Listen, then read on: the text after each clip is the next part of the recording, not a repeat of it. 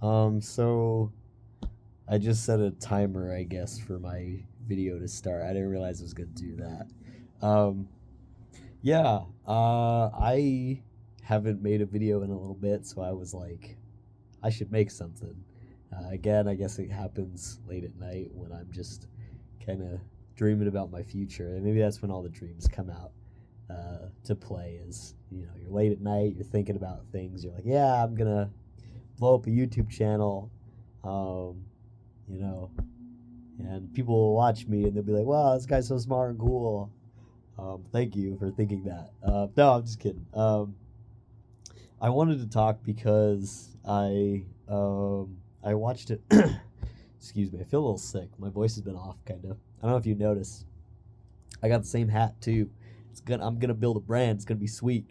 Um, I gotta stop derailing. I derail myself a lot in conversations, or just talking. Like when I send videos and stuff to my friends, or like voice messages. This is exactly kind of like how I talk. A little chaotic. So, anyway, you kind of see me. Not really. That's okay. We're figuring it out. I'm gonna stop talking about the video right now. I want to talk about the Florida Project. It's a 2017 fairly small budget. I think I read it was a $2 million budget movie. And it's got Willem Dafoe, um, this Lithuanian actress Bria something, and then this child actor who is now 14 years old, which is crazy. She's like 7 in the movie, I guess. Um, she was really good too. Anyway, the Florida Project is by a director named Sean Baker. I haven't really checked out much of his work. I saw that he directed Anora, which came out this year, so I may have to check that out too. But anyway, the Florida Project, very fascinating little movie. I had like friends who had recommended I watch it. Like my buddy Spencer had actually recommended I watch it, and years ago. And it's got Willem Dafoe, so it's got at least one big name attached to it. And the movie is about a hotel, a kind of like slummy hotel, with a lot of kind of long-term residents and more impoverished residents, people who are down on their luck, fallen trees but are still growing. It's kind of a motif that appears in the movie. But it's about people who are down on their luck living in this, kind of communal living situation with the hotel. And the movie really focuses a lot on the kids. There's 3 kids that it really focuses on.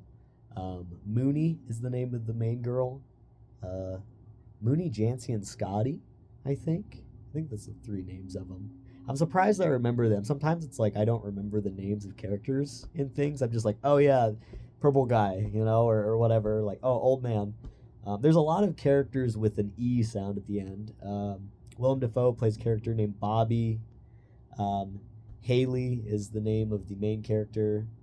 And then I forgot, or at least the mom character. I don't know if I'd call her the main character.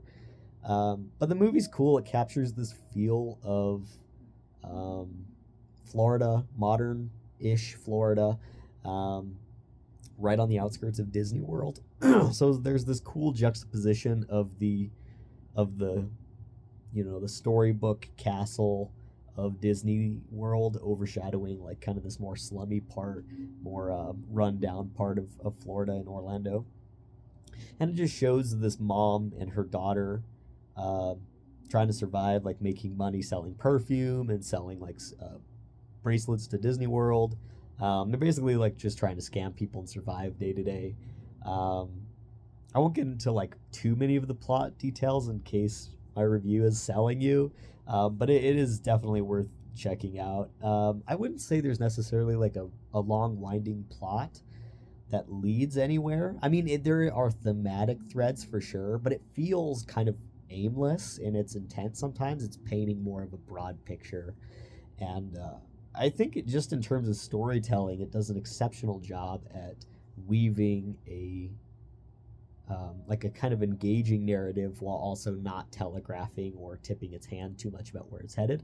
You can kind of predict some things like the cadence of like, oh, everything's going well. It's only a matter of time till it goes poorly and back and forth, right? Um, but some of the plot developments are really compelling. The character work is really well done. The acting is great. It felt just like a documentary about this uh, hotel. It just felt, like you were watching several days pass by. It's set during the summer, so it has this kind of like baked concrete, like mirage kind of heat feel to it. You can kind of feel the wetness of Florida. Um, don't I didn't really notice a lot of the music. I think a, a score that would have kind of stood out might have kind of like helped drive it home for me. But really, it was an awesome movie for being such a kind of like small, non-conventional kind of story and film. Um, what else about it? Oh yeah, I was gonna say it kind of felt like it was shot by Wes Anderson.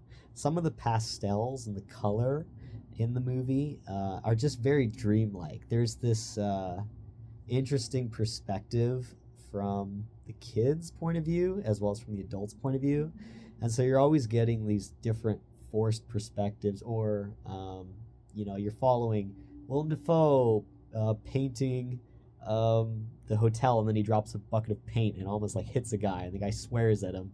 And Willem Dafoe is just kind of like this very, hardworking, polite, patient man, right? Kind of this hotel depends all on him. And he's just kind of thankless in all of it, and he's just trying to protect the kids. There's like a part where this creepy old guy is like trying to riz up the kids. I shouldn't say like that's kind of messed up, but like he's coming in, he's being all creepy, and Willem Dafoe comes over, and he's like, I hear you want a soda, and he's like, what? Oh yeah, and he's like, I got a soda machine down here, and he like walks with him, and the whole scene, it's like they keep the camera on him the whole time, and they move down the parking lot to get a soda at the soda machine, and just like some of the time that you spend with the characters is incredibly labored feeling, but also tense, yet also mundane. Like there's just this convergence of feelings that emulates real life.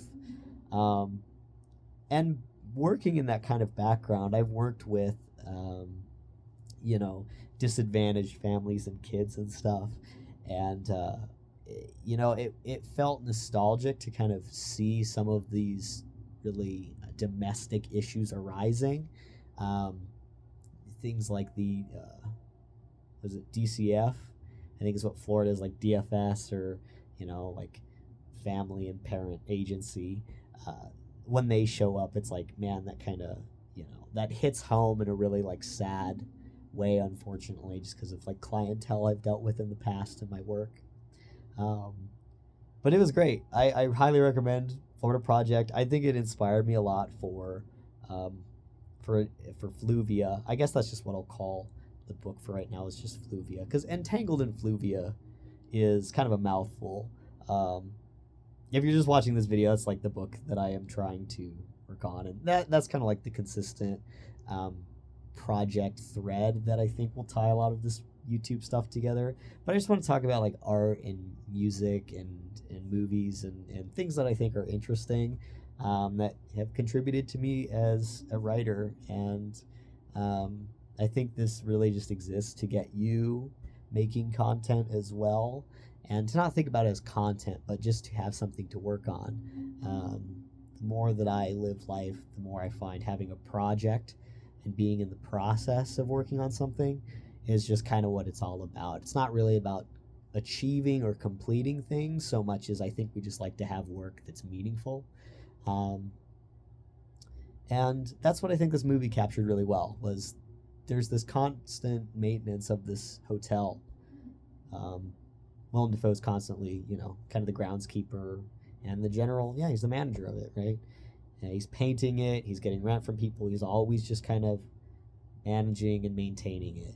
And I think that brings a lot of meaning to people's lives when they can be a caretaker of sorts. I have an aunt who ran a hotel or a motel for many years, and I think she really enjoyed it for a lot of the time. She had like long-term residents, and it became kind of like a sitcom is the way she described it. And she's a very like giving, caring person. So it was cool to see her find the silver lining in that, because that work can be really draining for people, Um, but really, this movie made me stop and kind of think about what it means to live a good life and what it means to um, just be successful. And I think it's just to make things and to be involved in helping where we can. And that's kind of the message I've been getting a lot from the newer YouTube trend as well. There's a channel I've seen kind of get more popular, and it's this dude who lives with a couple, and he like helps out with the kids that they have. And I think he said he's unemployed right now, but he's like making kind of like self-help slash spiritual um, lecture videos and stuff. And I think he's just, in a way, I think it's a kind of a form of therapy. It's kind of like the way I feel talking to the camera right now. Now that it's a little longer, I mean, 11 minutes is certainly longer than the last video I put out. But I wanted to kind of couch it in a film review. And I don't think anyone's going to watch this video, but it's really kind of more for me. Yeah, I've tried to have big content in the past, of like I have in my audiobook for my previous book that I was working on. And I kind of left that. I just didn't really enjoy the work, and it was just a lot of work that I didn't feel like was worth it for me. Because I don't really love my voice that much in terms of creating an audiobook. Again, I'm kind of getting off track, but yeah, I think I just felt called to make something, because it really doesn't matter what you put out there. I think it's just important to make stuff, right? I know I don't think you should put out everything you make, but I think there's so much content on the internet today. It's like, why are you afraid of starting a YouTube career, or just showing people who you are? And if you only get a few hundred consistent viewers, isn't that like enough? Like, do we really have to shoot for thousands and thousands, if not millions, of viewers? I mean, sure, if you're like trying to make money, it's like a means to it. Like, there's tons of AI content harvesting views. I get that. But like, I think YouTube is going to see a resurgence in the authentic content. It already has, but it's become a lot more like siloed. I feel like the algorithm is becoming very specific, as long as you feed it correctly, right? And my algorithm has been very like self-helpy, spiritual, Eastern philosophy, a lot of Terrence McKenna stuff, kind of just woo-woo stuff, and podcasts. And then a lot of these smaller channels that really don't blow up or go viral, but they're human and they make mistakes, and they're not produced well, and they're not that great of videos. But like, for some reason, I think that's kind of the best part about them, is they just feel like this, they feel like I'm talking to a friend or something. And I think that's what, maybe at least for a little bit, YouTube will be a way to reclaim that. And in the midst of all of this other, kind of hyper capitalist, just ad filled AI content that is just harvesting your attention, when you could be, spending your attention on yourself or your content, or watching my content, and then being like, well, if this dummy can do it, then why can't I? And you just turn the camera on and talk. You don't have to have anything in mind.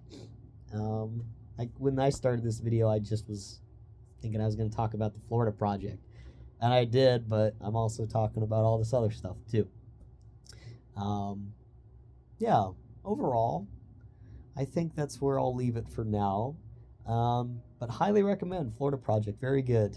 I don't know, it's probably much more well known than I'm making it seem, but I still enjoyed it, and I wanted to at least talk about it. Probably in the next videos, I'm gonna spend some time rereading Entangled in Fluvia, getting familiar with it. I'm dreading it a little bit, just because it's always tough to go back and read the first draft of what you didn't know was going to be a story. And so, you find your way to the end, but it's very different from what you were planning in the beginning. And so it'll be interesting to go back and revisit that. But I'll kind of update in that way. I guess it's kind of more like a diary for myself. I guess this is how I can journal. Um, but if people watch it, then it's like kind of weird, you know. But maybe I kind of like it weird. Maybe it's kind of okay. Um, yeah, I think we'll be done there. Anyway, thanks for watching. And I don't know how long I'm gonna wear this beanie. I like it. I can pull on the ropies a little bit. Okay, that's enough.